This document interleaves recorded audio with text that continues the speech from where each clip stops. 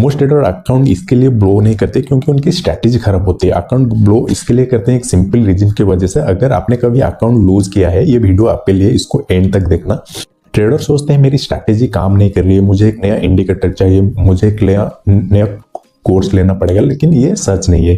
Same strategy कुछ trader को profit देता है, सेम स्ट्रैटेजी कुछ ट्रेडर को लॉस देता है। तो यहाँ पर स्ट्रैटेजी प्रॉब्लम नहीं है, यहाँ पर एक सिंपल रीजन रहता है, रियल रीजन रहता है। ट्रेडर अकाउंट ब्लो करते हैं इसके लिए क्योंकि वो रिस्क मैनेजमेंट एंड डिसिप्लिन को फॉलो नहीं कर पाते। साइकोलॉजी नहीं, ब्रोकर नहीं, लॉक नहीं, सिर्फ डिसिप्लिन। रूल्स पता होते हैं पर फॉलो नहीं करते। हाउ डिसिप्लिन ब्रेक्स, अब समझते हैं कैसे। भाई ओवर रिस्किंग रूल होता है 1% पर ट्रेड प्रॉफिट लगता है। सोचते हैं यहाँ पे मैं 3% का रिस्क ले लेता हूँ, एक लॉस और अकाउंट 3% माइनस में चला जाता है। फिर नेक्स्ट ट्रेड में और ज्यादा रिस्क लेते हैं, ऐसे अकाउंट डैमेज होना स्टार्ट होता है।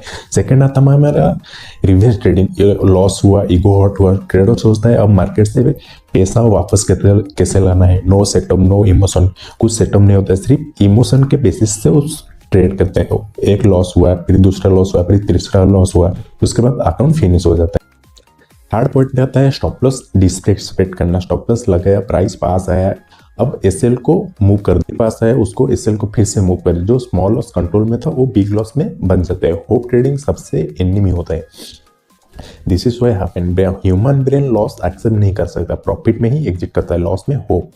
पर मार्केट को आपकी होप से कोई भी फर्क नहीं पड़ता है, मार्केट सिर्फ रूल्स को फॉलो करता है। मैं भी ये सब कुछ कर चुका हूँ, सेम सेटअप कभी प्रॉफिट करता है, कभी लॉस करता है।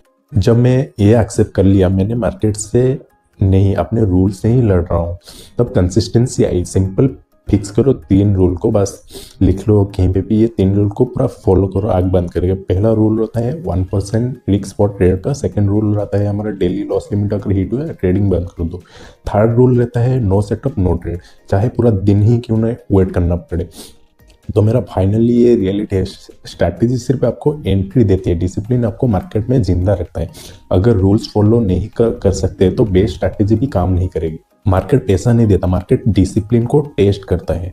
अगर ये वीडियो रियल लगा तो उसको लाइक करो, डिसिप्लिन ट्रेडर बनना चाहते हो सब्सक्राइब करो और कमेंट में लिखो आई रिस्पेक्ट माई रिस्क।